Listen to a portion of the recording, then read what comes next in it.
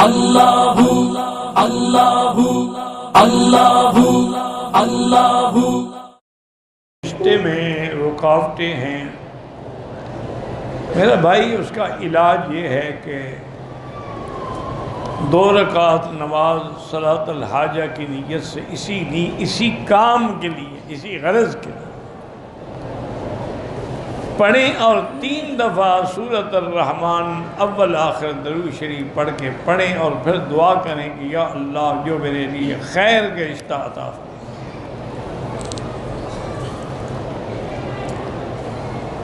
کہتے جی کہ حج اور عمرے کے نام پر جو کچھ ہو رہا ہے ایک قسم کی پکنک ہی بن گئی۔ اللہ ہدایت دے تو قیامت کی علامت ہے۔ حضور نے خود فرمایا تھا ایک زمانہ آئے گا لوگ سیر و تفریح کے لیے حج کریں گے یا بھیک مانگنے کے لیے حج کریں گے، تو یہ تو دور ہے، یہ تو ہونا ہے، لیکن ان میں بھی کوئی نہ کوئی اللہ والا ہوتا ہے۔ حضرت مالک ابن دینار رحمۃ اللہ علیہ ایک بہت بڑے ولی گزرے ہیں اللہ کے، ولی من اولیاء اللہ ہے۔ وہ فرماتے ہیں میں حج پہ آیا تو مینا کی مسجد خیف میں سویا ہوا تھا۔ پہلے جتنے بزرگ تھے نا ہمارے وہ پیدل حج کرتے تھے، میرے والد صاحب رحمۃ اللہ علیہ ساری زندگی پیدل حج کیا۔ آخری حج جو ہے وہ میں نے ان کو گاڑی پہ کروایا، کیونکہ اب بالکل وہ معذور ہو گیا تھے چلنے سے، اور نظر بھی جواب دے گئی تھی، بہت قریب سے نظر آتا تھا، دور سے نظر نہیں آتا تھا، تو اس لیے میں نے مجبور، اور چل نہیں سکتے تھے، مجبور بھی تھے، تو میں ان کو پھر گاڑی پہ لے گیا اور ساتھ ویل چیئر بھی رکھ لی تاکہ جہاں ضرورت ہو گاڑی نہ جا سکے۔ لیکن ان لوگوں کے حج جو ہے نا جی بس اللہ قبول فرمائے، اور ان کی محنتوں کی وجہ سے شاید اللہ ہمارے بھی قبول فرما لے۔ جب ہم حج کر کے آئے، ہمارے ساتھ بھی تھے، والدہ بھی تھی، بہنیں بچے آج کل بھی، تو بہرحال جب ہم یعنی مینا عرفات مزدلفہ عرفات کر کے مینا آ گیا، کنکریاں مارنے کے لیے رمی جمرات کے لیے جانا تھا، تو میں نے والد صاحب سے عرض کیا، میں نے کہا حضرت مجھے آپ وکیل بنا دیں تاکہ میں اپنی کنکریاں بھی مار آؤں اور ان باقی کو بھی لے جاؤں، اور آپ کی کنکریاں بھی میں مار لوں۔ وہ غصے میں آ گئے، کیوں؟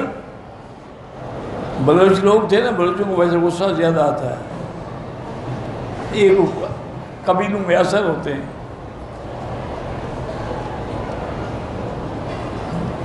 ایک آدمی نے کہا نا کہ بلوچ جو ہے نا بے سے بہادر ہوتا ہے، تو کہا نہیں بہادر تو ہو نہ ہو، بد ضرور ہوتا ہے۔ لام سے انہوں نے کہا جی لام سے لڑاکا ہوتا ہے، تو بہرحال ناراض ہو گیا۔ میں نے کہا حضرت اس میں ناراض ہونے والی کیا بات ہے، یہ تو قرآن پاک ہے کہ لیس علی المریض حرج ولا علی الاعرج حرج، کہ مریض پر بھی اور نابینا پر بھی اور لنگڑے پر بھی کوئی عذر نہیں ہے شریعت میں، اس کو اجازت ہے، رخصت ہے۔ تو آپ کی تو نظر بھی نہیں ہے، آپ چل بھی نہیں سکتی ہیں، تو اب اگر آپ معذور نہیں ہیں، وکیل نہیں بنائیں گے، تو یہ آیات لوگوں کے لیے ہے، آپ اس پر عمل نہیں کریں گے۔ وہ اور زیادہ غصے میں آ گئے، کہنے لگے مولوی مکی میں سمجھتا تھا تم عالم ہو گیا، تم تو جاہل ہو بھائی۔ میں نے کہا جی میں نہیں، جہالت سے تو خیر شک ہی نہیں ہے، میں جاہل ہوں، لیکن انہوں نے کہا اللہ کے بندے بات سمجھو، یہ آدمی اگر نابینا ہے، لنگڑا ہے، اندھا ہے، عذر ہے، جب میری گاڑی کھینچنے والا، ویل چیئر پکڑنے والا میرا بیٹا موجود ہے تو میرا عذر تو باطل ہو گیا، عذر کہاں رہا کہ میں وکیل بناؤں؟ انہوں نے کہا معذور ہوتا تو وکیل بناتا نا، میں تو معذور نہیں ہوں، گاڑی پہ آیا ہوں، ابھی آپ گاڑی پہ لے جائیں گے، مجھے جا کے جمرات کے قریب کھڑے کر دیں گے، میں پتھر اندر، میں نے کو وہاں نشانے بازی کرنی ہے کہ نظر کی ضرورت ہے؟ انہوں نے کہا اللہ کے بندے جب میرا عذر باطل ہو گیا تو پھر میں وکیل کیسے بناؤں؟ یہ لوگ بڑے لوگ تھے جی، اب تو بس دعا کریں اللہ قبول کر لے، ورنہ وہ دور چلا گیا، بس وہ ہم نے دیکھا تھا، وہ دور چلا گیا۔ تو حضرت مالک بن دینار فرماتے ہیں کہ میں سویا ہوا تھا کہ میں نے خواب میں دیکھا کہ دو فرشتے کھڑے ہیں آپس میں بات کر رہے ہیں کہ بھی اس سال کتنے حاجی تھے؟ ایک نے کہا 6 لاکھ، دوسرے نے پھر سوال کیا بھئی 6 لاکھ تو آدمی آئے نا، ان میں حاجی کتنے تھے؟ انہوں نے کہا حاجی صرف 6 تھے۔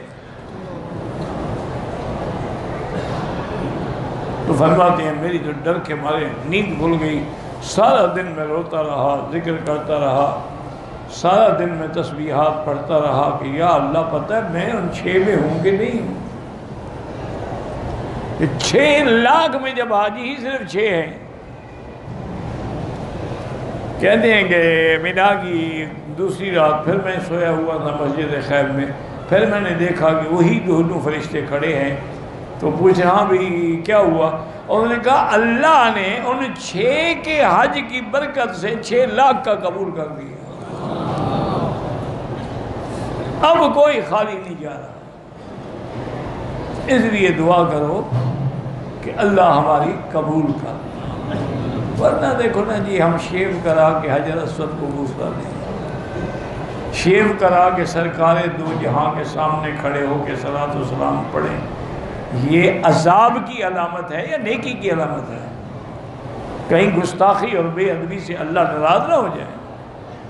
جن کے سامنے اونچی آواز کرنے سے بھی اللہ ناراض ہو جاتے ہیں، عمل حبط ہو جاتے ہیں، تو ان کی سنت کا خلاف کر کے جب آدمی سامنے کھڑا ہو، بس دعا کرو اللہ ہمارے حال پہ رحم کرو، اللہ مسلمانوں پہ رحم فرما۔ پہلی امتوں میں جو بیماریاں تھیں نا، کسی میں ناپ تول کی بیماری تھی، کسی میں لڑکوں سے بدفعلی کرنے کی عادت تھی، کسی قوم میں دھوکہ دہی کی عادت تھی، کسی قوم میں نفاق تھا، اس امت میں وہ ساری بیماریاں اکٹھی ہو کے آ گئی، ہر بیماری یہاں بس رحمت کی امید لگا کے بیٹھے ہیں، ورنہ عمل سے کوئی چیز سامنے نہیں آتی۔ انشورنس کرانا ناجائز ہے، اس میں جوا بھی ہے اور سود بھی ہے۔ جوا کیسی ہے؟ آپ نے 10 لاکھ کی پالیسی دی، 1 لاکھ جمع کرایا تو حادثہ ہو گیا، تو آپ پیسے لیں گے کہ نہیں لیں گے؟ اب باقی پیسے تو آپ نہیں دے رہے ہیں، یعنی آپ نے 1 قسط دی اور 10 لاکھ لے لیا، تو سود کس کو کہتے ہیں؟ اور دوسرا جوا اسی لیے ہے کہ آدمی 100 روپیہ لگائے 1000 کما لے، تو یہ تو ڈبل حرام ہے،